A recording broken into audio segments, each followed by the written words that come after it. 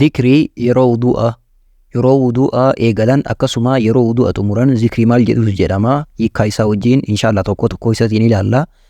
Sirriitti qabadhaa, sirriitti hafawaa, ajrii guddaa isiniif qaba. Nama biraatiifis dabarsaa, ofii keessanillee irra deddeebi'aatiin dhaggeeffadhaa.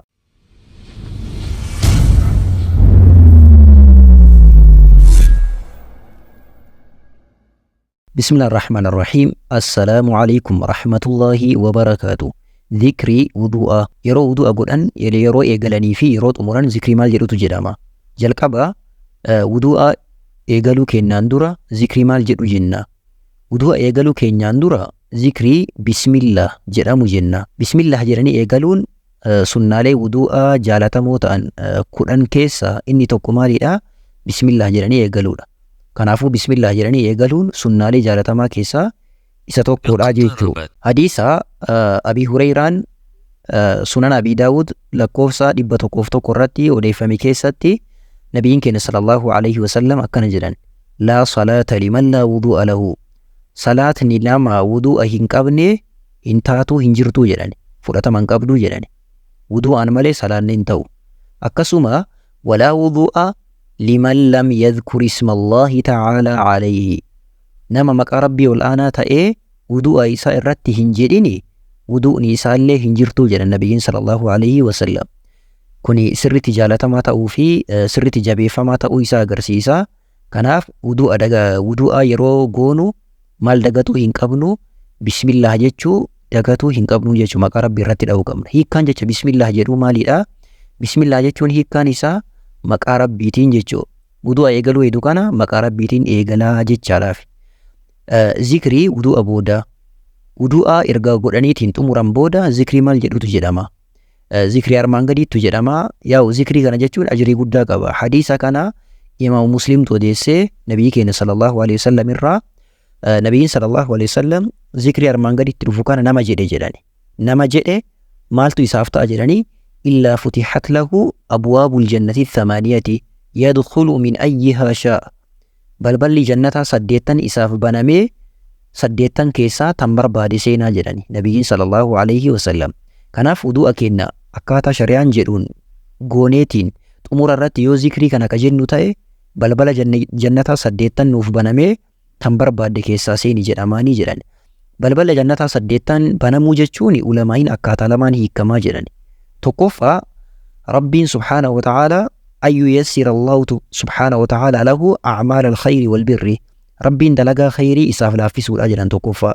Dalagaa khayriitu isaaf laafa, dalagaan jannata isa geessu karaa jannataatu isaaf laafaa jedhan.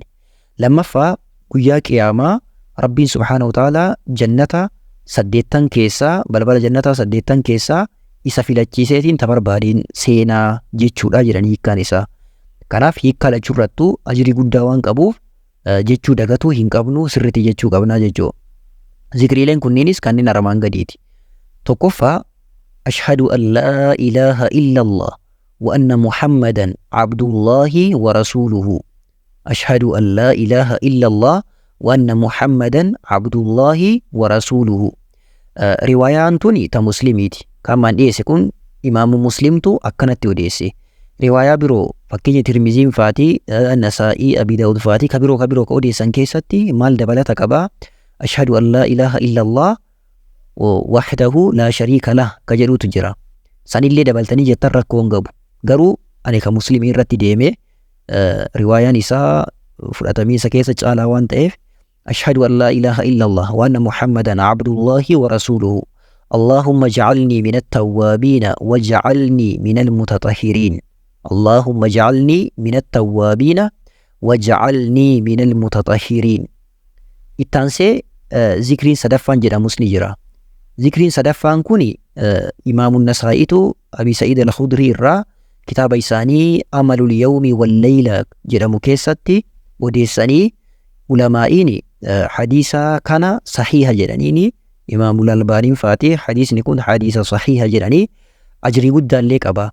Zikrii kana jechuun ajrii guddaallee qaba. Innis maalidha?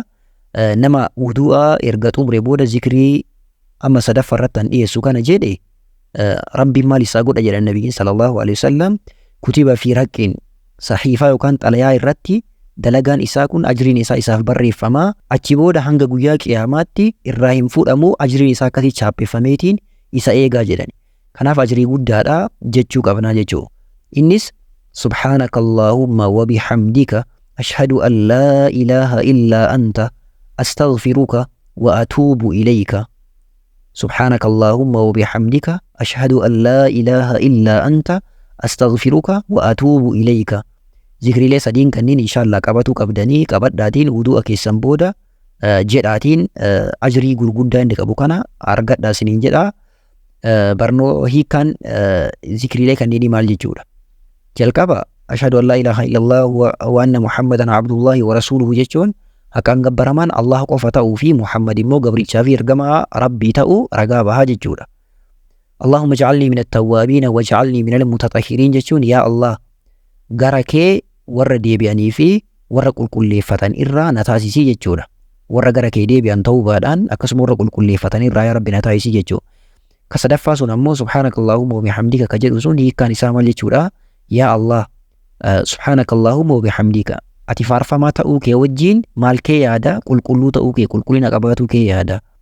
Ashhadu an laa ilaaha illaa anta haqaan gabbaramaan si malee hin jiru. Astaghfiruka araarama kee barbaada wa atuubu ilayka gara keetis deebi'aa jechuudha. Hiikkaan isaa kana barnoota dabalata barnoota diiniidha haala bareedaan barattan kanaan baratuudhaaf YouTube irratti Mujaahid Fillah ka jedhu subscribe godhaa. TikTok irratti Mujaahid Fillah 2 ka jedhu follow godhaatiin hordofaa. Telegram irratti @abduu islam apologist ka jedhu hordofaatiin barnoota diinii keessanii baradhaa isiniin jedha. Yeroo gaarii isiniif haa ta'u nagaan naaf tura. Assalaamu alaikum warahmatullahi wabarakaatuh.